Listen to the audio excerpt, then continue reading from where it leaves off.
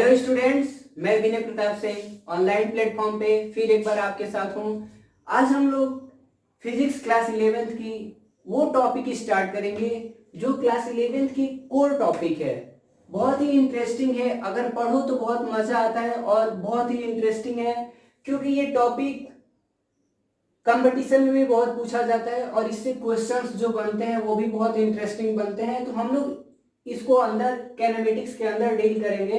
तो सबसे पहले हम कैनेमेटिक्स में दो चैप्टर पढ़ेंगे एक ही साथ, motion in one dimension, motion in two dimension. जब मोशन इन 1D खत्म होगा फिर 2D पढ़ेंगे, लेकिन हम यहाँ पे उसको चैप्टर का नाम नहीं देंगे, हम उसको कैनेमेटिक्स के अंदर डील करेंगे। ओके, तो सबसे पहली बात आती है कि सर कैनेमेटिक्स होता क्या है। तो हम इसको देखते हैं कहां से आता है, क्यों स्टडी करते हैं। मैकेनिक्स क्लास 11th का वो टॉपिक जो अच्छे अच्छे स्टूडेंट्स को हिला के रख देता है, लेकिन अगर वो कोई भी पढ़ना चाहे तो पढ़ सकता है। इतने इंटरेस्टिंग क्वेश्चन है और इसका इंपॉर्टेंस भी इतना है हमारी लाइफ में कि हम लोग धीरे धीरे इसको देखेंगे कि ये हमारे लाइफ में कहाँ इंपॉर्टेंट है, हम कैसे इन सारी चीजों को अप्लाई करते हैं अपने लाइफ में। तो मैकेनिक्स फिजिक्स की वो ब्रांच होती है जिसमें हम बॉडी की कंडीशन के बारे में पढ़ते हैं। और बॉडी की कंडीशन ये है कि बॉडी रेस्ट में हो सकती है या मोशन में हो सकती है। ओके, तो लिख देते हैं थोड़ा सा। ब्रांच ऑफ फिजिक्स विच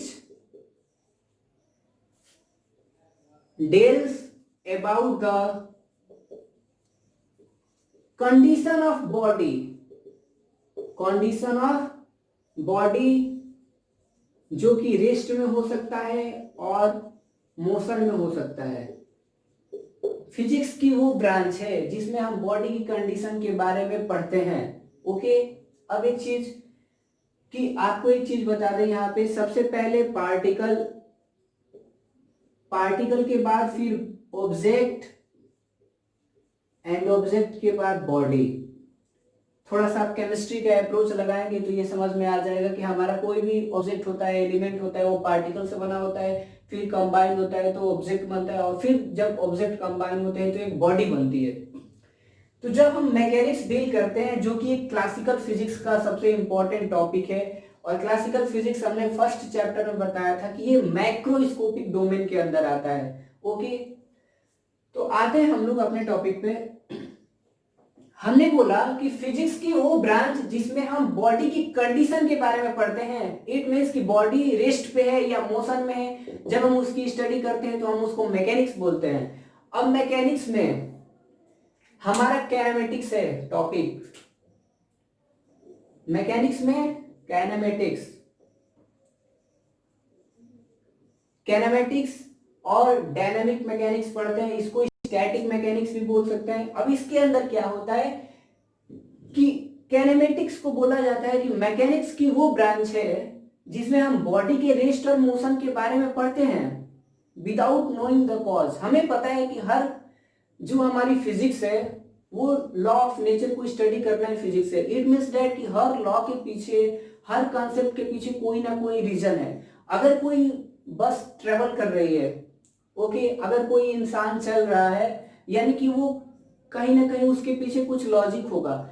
तो हम जब कैनेमेटिक्स पढ़ते हैं तो हमें उस लॉजिक से मतलब नहीं होता है, हमें ये देखना होता है कि ये मोशन हो रहा है कि नहीं, रेस्ट में है कि नहीं, बस इतना। तो बोला जाता है कि kinematics is the branch of mechanics in which we deals about the state of condition.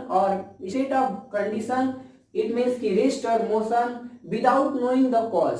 हमें रीजन से मतलब नहीं है कि वो गाड़ी क्यों चल रही है, वो वहां पे रेस्ट में क्यों है। ओके, हमें बस स्टडी करना है, तो उसको बोलते हैं कैनेमेटिक्स। और फिर आता है डायनामिक जिसके अंदर हम न्यूटन लॉज ऑफ मोशंस पढ़ते हैं। तो मैकेनिक्स का सबसे अभी हम लोग ये स्टार्ट करेंगे। और कैनेमेटिक्स में दो होते हैं, motion in one dimension and next one motion in two dimension. Okay, अब इस कैनेमेटिक्स में दो टॉपिक हम लोग पढ़ते हैं, मोशन इन वन डायमेंशन जो कि हमारा चैप्टर थर्ड है, चैप्टर थर्ड, और ये हमारा चैप्टर 4। ओके, अब मोशन इन वन डायमेंशन क्या हुआ, तो कोई भी ऑब्जेक्ट अगर चलती है पाथ पे, इट मींस कि एक डायरेक्शन में चलती है, या तो एक्स डायरेक्शन में चले या तो वाई डायरेक्शन में चले, तो हम उसको मोशन इन वन डायमेंशन बोलते हैं। अभी हम लोग उसको लेते हैं, और ये प्रोजेक्टाइल मोशन ऐसे अभी इसको देखा जाएगा, जैसे अगर कोई ऑब्जेक्ट यहाँ पे है, यानी कि हमारा दो दो पैरामीटर चेंज होता है तो हम मोशन इन टू डायमेंशन कहते हैं। तो हम लोग इसको अब लेते हैं कि कैनेमेटिक्स को मोशन इन 1D और 2D क्या है। ओके,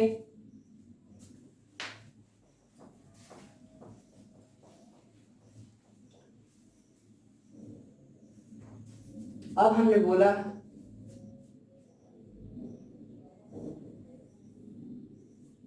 ये हमारा एक्स एक्सिस है और ये हमारा वाई एक्सिस है। ओके, अगर हम इस पॉइंट की बात करें तो हमें पता है कि इसका कोऑर्डिनेट क्या होगा, x, 0। क्यों? क्योंकि इस लाइन पे y नहीं है। अगर इस कोऑर्डिनेट की बात करें यहाँ पे, तो हम इसका कोऑर्डिनेट क्या बताएंगे, 0, y समथिंग होगा। ओके, अब देखिए, अगर कोई ऑब्जेक्ट, अगर ये ऑब्जेक्ट इधर चल रहा है, इट मीन्स दैट ये मोशन कर रहा है अलोंग एक्स एक्सिस। जैसे हम यहाँ से यहाँ चल रहे हैं तो हम केवल एक्स एक्सिस में मोशन कर रहे हैं। ओके, इट मीन्स दैट ये मोशन इन वन डायमेंशन है। अगर कोई ऑब्जेक्ट, जैसे ये मैंने नीचे गिराया, तो ये क्या हुआ, वर्टिकल वाई एक्सिस के अलोंग, जैसे हम एक्सप्लेन कर सकते हैं कि ये ऊपर से नीचे सीधे गिरा, यानी कि ये लेफ्ट राइट नहीं गया, ये अप डाउन बस। तो ये हमारा वाई एक्सिस के अलोंग मोशन करेगा, तो इसको भी हम मोशन इन वन डायमेंशन बोलेंगे। क्यों? क्योंकि जब मैंने यहां से छोड़ा था तो उसका बस वाई पोजीशन चेंज हुआ था। ओके, अब इसको जैसे बोले ओरिजिन, अब एक बार इसको लेते हैं,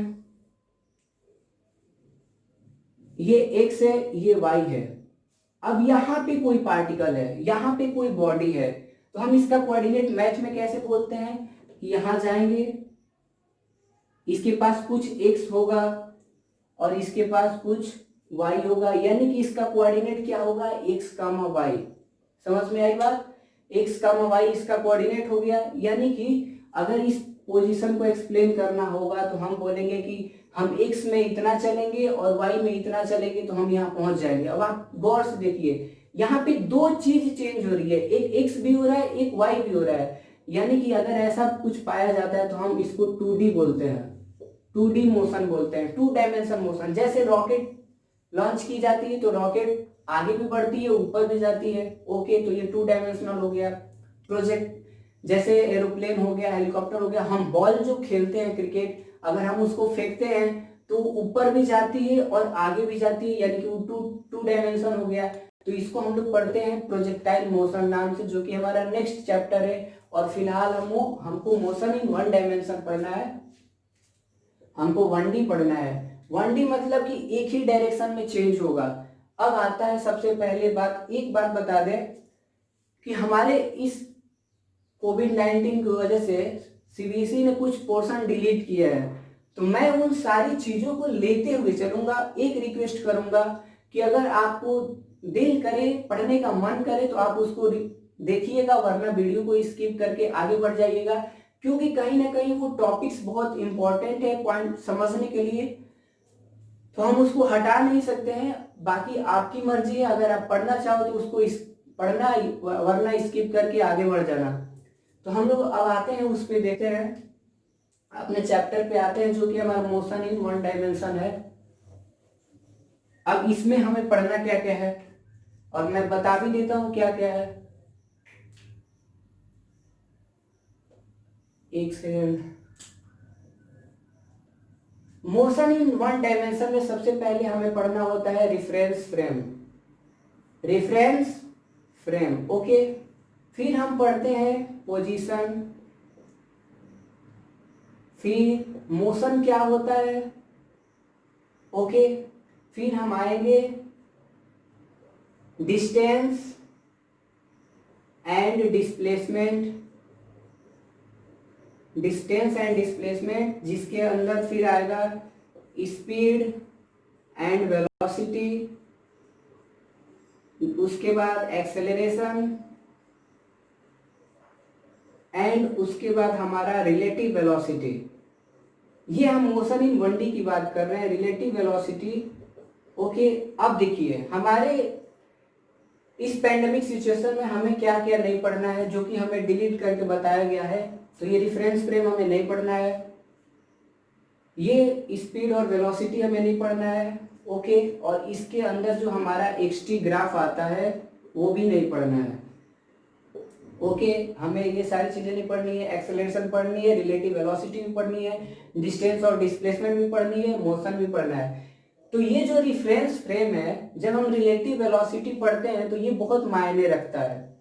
जब हम रिलेटिव वेलोसिटी को एक्सप्लेन करते हैं तो ये रिफरेंस फ्रेम बहुत मायने रखता है। तो हम पहले देख ही लेंगे, अगर आपको दिल करे तो आप देखना, वरना वीडियो स्किप करके आगे टॉपिक्स पे आ जाना। तो आते हैं, सबसे पहली चीज रिफरेंस फ्रेम। अब जैसा कि मोशन इन 1D हम पढ़ रहे हैं, मोशन इन 1D अगर पढ़ रहे हैं तो ये x से ये y है, तो एक बार में केवल एक ही डायमेंशन चेंज हो सकता है। ठीक है, अगर मोशन इन 1D हम पढ़ रहे हैं तो एक बार में केवल एक ही डायमेंशन चेंज होगा, या तो y होगा या तो x होगा। अब जो हमारा डायमेंशन चेंज होगा, जैसे कोई ऑब्जेक्ट यहाँ पे था, कुछ देर बाद यहाँ पे पहुंच जाता है, ठीक है, तो हम उसको क्या बोलेंगे कि वो ओरिजिन के रिस्पेक्ट में पहले यहाँ था, फिर बाद में यहाँ चला जाता है। फिर अगर चेंज होता है तो हम बोलेंगे कि ओरिजिन के रिस्पेक्ट में यहाँ चला जाता है। तो हम जिसके रिस्पेक्ट में पोजीशन को डिफाइन करते हैं, पोजीशन को बताते हैं टाइम के रिस्पेक्ट में, तो हम उसको बोलते हैं रिफरेंस फ्रेम है। यानी कि इस मोशन के लिए अगर कोई ऑब्जेक्ट ऐसे चेंज हो रहा है तो इस मोशन के लिए ओरिजिन जो होगा रिफरेंस फ्रेम होगा। मैंने बोला कि टाइम t1 था तो ये बच्चा यहाँ पे था, जब टाइम t2 हुआ तो ये बच्चा यहाँ पे गया, जब टाइम t3 हुआ तो ये बच्चा यहाँ पे गया। किसके रिस्पेक्ट में हम मेजर कर रहे हैं? तो ओरिजिन के रिस्पेक्ट में, कि ओरिजिन से इतना दूर है, फिर इतना, फिर इतना। तो जो हमारा रिफरेंस फ्रेम हुआ वो ओरिजिन हुआ। तो हम ये कहते हैं कि well defined system which explain the position clearly with respect to time. एक ऐसा सिस्टम जो टाइम के रिस्पेक्ट में चीजों को क्लियरली एक्सप्लेन करता है, हम उसको रिफरेंस फ्रेम कहते हैं। ओके, वैसे ही 2D में भी है, तो अभी 2D तो हम पढ़ नहीं रहे हैं। तो रिफरेंस फ्रेम क्या हुआ? ए वेल डिफाइंड कोऑर्डिनेट और system which explain the position of body clearly with respect to time, उसको हम क्या बोलेंगे? Reference frame. तो ये 1 मिनट का टॉपिक था जिसे सीबीएसई ने हटा दिया है। तो आपकी मर्जी, अगर आप पढ़ना चाहो तो पढ़ना, बाकी स्किप कर देना। अब आते हैं, सबसे पहले हमारा क्या है? मोशन। सबसे पहले अब पोजीशन क्या था? अगर पोजीशन भी डिफाइन करना पड़े तो पोजीशन टाइम के रिस्पेक्ट में वो प्लेस है जहां पे बॉडी रहती है या ऑब्जेक्ट रहता है। लेकिन सबसे इंपॉर्टेंट हमारा मोशन। मोशन को हम कहते हैं rate of change of position, rate of change of position with respect to time. Time के रिस्पेक्ट में अगर पोजीशन चेंज हो रही है तो हम कह देंगे मोशन कर रहा है, अगर नहीं चेंज हो रही है तो हम कह देंगे कि रेस्ट पे है। तो यानी कि अगर ये टाइम के रिस्पेक्ट में यहां पे था जब t = 0 सेकेंड था, ये चल के यहां पे आ जाता है जब t = 10 सेकेंड होता है, तो ये बंदा वहां पहुंच जाता है। यानी कि टाइम 10 सेकेंड लगे और इसने अपना पोजीशन चेंज कर लिया। पहले x पे था, अब x डैश पे चला गया। यानी कि जब टाइम चेंज हो रहा है तो ये अपना पोजीशन चेंज कर रहा है। इट मींस दैट कि ये मोशन कर रहा है। अगर ये यहीं पे रहता, अगर ये यहीं पे रहता, टाइम अगर t = 0 सेकेंड है तब भी यही है, t = 10 सेकेंड हुआ तब भी यही है, तो हम बोलेंगे कि ये रेस्ट पे है। क्यों? क्योंकि टाइम के रिस्पेक्ट में इसका पोजीशन चेंज नहीं हो रहा है। तो अभी तक हमने दो चीज पढ़ ली कि रेफरेंस फ्रेम और मोशन क्या होता है। अब जो हमारा अगला टॉपिक है distance and displacement. Distance and displacement की जब हम बात करेंगे तो ये हमारा डिस्टेंस और ये हमारा डिस्प्लेसमेंट। मैं ज़्यादा टाइम नहीं लूँगा इस पे क्योंकि हम लोग क्लास 9th में ये सारी चीज़ें पढ़ के आए हैं। तो ये होता है actual path covered by on object. कोई भी ऑब्जेक्ट एक्चुअल में कितना पाथ कवर कर रहा है हम उसको क्या बोलते हैं? डिस्टेंस। कोई भी ऑब्जेक्ट, कोई भी बॉडी एक्चुअल में कितना पाथ कवर कर रही है उसको डिस्टेंस। और ये होता है shortest distance between initial and final position. Shortest distance between initial and final position is known as displacement, जिसको हम हिंदी में विस्थापन बोलते हैं, और इसको दूरी। ये होता है स्केलर क्वांटिटी, ये होता है स्केलर क्वांटिटी, ये होता है वेक्टर क्वांटिटी, ये होता है वेक्टर क्वांटिटी। और डिस्प्लेसमेंट हमारा क्या होता है? Vector quantity. ओके, अगर स्केलर और वेक्टर की बात करें तो हम लोग जब मोशन इन 2D पढ़ेंगे तो उसको पहले पढ़ने से पहले, या जब रिलेटिव वेलोसिटी पढ़ेंगे तो उसके पहले हम वेक्टर पढ़ेंगे। बट यहाँ पे बस हिंट दे रहे हैं कि स्केलर क्वांटिटी वो फिजिकल क्वांटिटी होती है जिसके पास केवल मैग्नीट्यूड होता है, मतलब कि केवल अमाउंट होता है कि कितना है। ओके, जब वेक्टर क्वांटिटी की बात होती है तो उसके पास मैग्नीट्यूड भी होता है और डायरेक्शन भी होता है। जैसे मैं बोलूं कि 20 किलोमीटर, तो यहाँ पे 20 क्या है? मैग्नीट्यूड है, और किलोमीटर क्या है? डिस्टेंस की यूनिट है। मैं बोलूं 20 kilometre north side, towards north, north direction में जाइए, यानी कि मैग्नीट्यूड भी है और डायरेक्शन भी है, तो ये डिस्प्लेसमेंट हो गया। ये सारी चीजें आप क्लास 9th में पढ़ के आए हो, इसमें कोई रॉकेट साइंस अभी नहीं आया है। यूनिट आपको पता है किलोमीटर, मीटर या सेंटीमीटर, एज पर रिक्वायरमेंट जब जरूरत पड़ेगी तो इसकी भी यूनिट किलोमीटर, मीटर, सेंटीमीटर। ठीक है, हमारी एसआई यूनिट मीटर होती है, जो हम यूनिट एंड मेजरमेंट चैप्टर में एक्सप्लेन करके ही यहाँ तक अभी पहुंचे हैं। तो डिस्टेंस और डिस्प्लेसमेंट, और डिस्टेंस कभी निगेटिव नहीं हो सकता है। क्या हम कह सकते हैं कि कोई डिस्टेंस निगेटिव है? इम्पॉसिबल है, क्योंकि डिस्टेंस निगेटिव होता नहीं है। डिस्टेंस 0 हो सकता है लेकिन निगेटिव नहीं हो सकता है। अब ये डिस्प्लेसमेंट निगेटिव भी हो सकता है, 0 भी हो सकता है, फ्रैक्शन भी हो सकता है, कुछ भी हो सकता है। और कभी कभी डिस्टेंस और डिस्प्लेसमेंट इक्वल भी हो जाते हैं। जब हम न्यूमेरिकल्स करेंगे तो वहां चेक करेंगे कि हमारा डिस्टेंस और डिस्प्लेसमेंट इक्वल कैसे हो जा रहा है। ओके, अब हमारा जो नेक्स्ट है डिस्टेंस और डिस्प्लेसमेंट के बाद स्पीड और वेलोसिटी। तो चूंकि हमारे सिलेबस से हटा दिया है तो हम बस हल्का सा देखेंगे स्पीड, वेलोसिटी। और जब यूनिट एंड मेजरमेंट मैंने अपने वीडियो में बताया था तो वहाँ पे ये सारी चीज़ें डिस्कस हुई थी लाइटली। तो स्पीड इक्वल टू होता है डिस्टेंस अपॉन टाइम। ओके, और वेलोसिटी क्या होता है? Velocity equal to displacement upon time. तो ये चीज़ें हमें नहीं पढ़नी है, लेकिन अब इसकी यूनिट क्या होगी? मीटर पर सेकेंड, आपको पता ही है। इसकी यूनिट क्या होगी? मीटर पर सेकेंड, ये भी आपको पता है। अब स्पीड क्या होगी? Scalar quantity. क्यों? क्योंकि डिस्टेंस भी स्केलर, टाइम भी स्केलर। वेलोसिटी क्या होगी? वेक्टर क्वांटिटी, क्योंकि डिस्प्लेसमेंट होता है वेक्टर और टाइम होता है स्केलर। तो ये हमारी है स्केलर और ये हमारा है वेक्टर। और अगर डिफाइन करना होता है तो इसी क्या बोलते हैं स्पीड को? The distance covered by object पर यूनिट टाइम। एक सेकेंड में कोई ऑब्जेक्ट कितना डिस्टेंस ट्रेवल कर रहा है हम उसको स्पीड बोलते हैं। डिस्प्लेसमेंट क्या होगा? डिस्प्लेसमेंट पर unit time is known as, sorry, velocity क्या होगा, डिस्प्लेसमेंट पर unit time is known as velocity, या इसको बोलते हैं rate of change of position with respect to time is known as velocity. आप ये सारी चीजें पहले से भी जानते हो, हमें ये नहीं पढ़ना है। अब जो हमारा है अगला टॉपिक वो क्या है,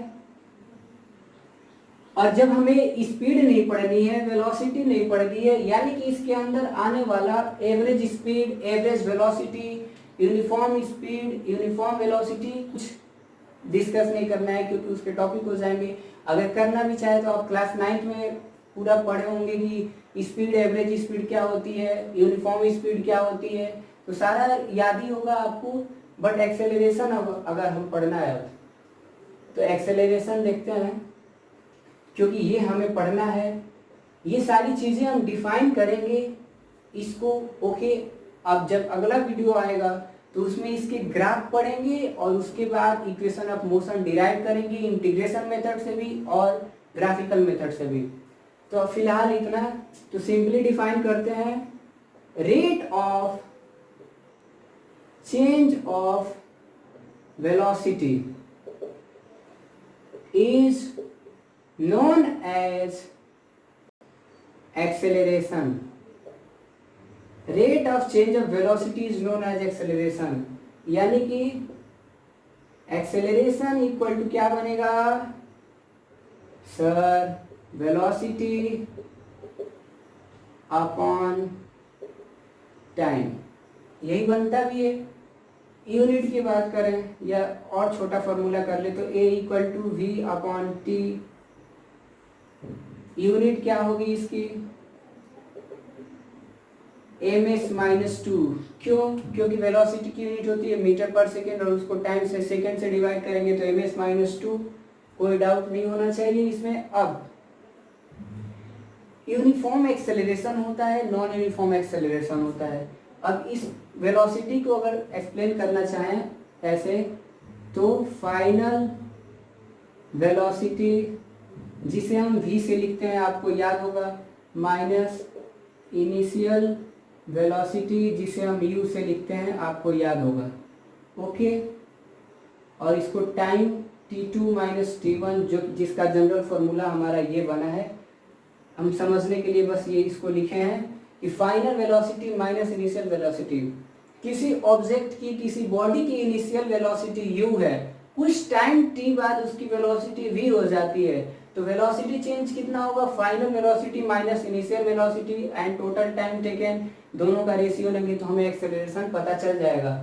अब एक्सेलरेशन स्केलर क्वांटिटी होगी कि वेक्टर क्वांटिटी, तो एक्सेलरेशन जो होगी वो वेक्टर क्वांटिटी होगी। क्यों, क्योंकि हमारा वेलोसिटी क्या होता है, वेक्टर क्वांटिटी, यानी कि एक्सेलरेशन का डायरेक्शन होता है कि 10 मीटर पर सेकेंड स्क्वायर डाउनवर्ड, 10 मीटर पर सेकेंड स्क्वायर अपवर्ड। ये अपवर्ड डाउनवर्ड क्या है, डायरेक्शन है ना, इसलिए हम बोलते हैं कि एक्सेलरेशन जो होती है वो इसकी वेक्टर क्वांटिटी होती है। अब एक्सेलरेशन निगेटिव भी हो सकती है। जब एक्सेलरेशन निगेटिव होती है तो हम उसको रिटार्डेशन कहते हैं। क्या कहते हैं, रिटार्डेशन, रिटार्डेशन या डिक्लेरेशन। निगेटिव एक्सेलरेशन को हम क्या कहते हैं, रिटार्डेशन, निगेटिव एक्सेलरेशन, उसको हम क्या कहते हैं, रिटार्डेशन, ओके। यानी कि हमारा एक्सेलरेशन निगेटिव भी हो सकता है। कब निगेटिव होगा, जब हमारा फाइनल वेलोसिटी कम हो जाए इनिशियल वेलोसिटी से। जैसे कि कोई ऑब्जेक्ट है 8 मीटर पर सेकेंड से चल रहा था, कुछ टाइम t बाद उसकी वेलोसिटी 4 मीटर पर सेकेंड हो जाती है, ओके। तो जब हम इसको फॉर्मूले में रखेंगे तो हमारा क्या आएगा, 4 माइनस 8 मीटर पर सेकेंड, जो कि -4 मीटर पर सेकेंड और कुछ टाइम t जो भी लग रहा है, तो ये हमारा क्या हो जाएगा, निगेटिव एक्सेलरेशन, रिटार्डेशन हो जाएगा कि नहीं। तो निगेटिव एक्सेलरेशन को क्या कहते हैं, रिटार्डेशन कहते हैं। तो और अभी तक तो हमने क्या पढ़ा, रिफरेंस फ्रेम क्या होता है, जिसे डिलीट कर दिया गया है, लेकिन वो बहुत इंपॉर्टेंट है और 2 मिनट का टॉपिक है, तो आप बिल्कुल पढ़ सकते हो। फिर हम पढ़े पोजीशन, फिर हम पढ़े मोशन, फिर पढ़े स्पीड, डिस्टेंस और डिस्टेंस, डिस्प्लेसमेंट, फिर हम पढ़े स्पीड और वेलोसिटी और एक्सेलरेशन। तो जो टॉपिक डिलीट कर दी गई है आपको उस पर ज़्यादा फोकस करने की ज़रूरत नहीं है, बट आपके माइंड में वो सारी चीज़ें रहनी चाहिए क्योंकि वो इंटरकनेक्टेड होती हैं सारी टॉपिक एक दूसरे से, इस वजह से। और रेफरेंस फ्रेम मैंने इसलिए बता दिया क्योंकि जब हम रिलेटिव वेलोसिटी पढ़ेंगे तो उसको एक्सप्लेन करने की ज़रूरत पड़ेगी, और कर भी दिए हैं। अब इससे रिलेटेड आप क्वेश्चंस ट्राई कर सकते हो, अभी छोटे मोटे न्यूमेरिकल ही आएंगे। हमारी मोशन इन 1D सिंस हम 9th में पढ़े होते हैं तो ये हमें इजी लगती है, लेकिन इसमें नया एक यही होता है कि इंटीग्रेशन मेथड से डेरिवेशन करना होता है और रिलेटिव वेलोसिटी एक एडिशनल होता है, तो वो दोनों चीज़ें हमें पढ़ना है अभी, तो हम उसको पढ़ेंगे, फिर इस पे क्वेश्चंस भी सॉल्व करेंगे। तो कैनामेटिक्स का फर्स्ट पार्ट का फर्स्ट वीडियो था ये। आई होप अच्छा लगे। चैनल को लाइक करिएगा, सब्सक्राइब करिएगा, शेयर करिएगा ताकि और बच्चों तक पहुंच सके और ये इजीएस्ट अप्रोच में बच्चे, आपके भाई बंधु, आपके दोस्त चीज़ों को समझ सके। Thanks for watching.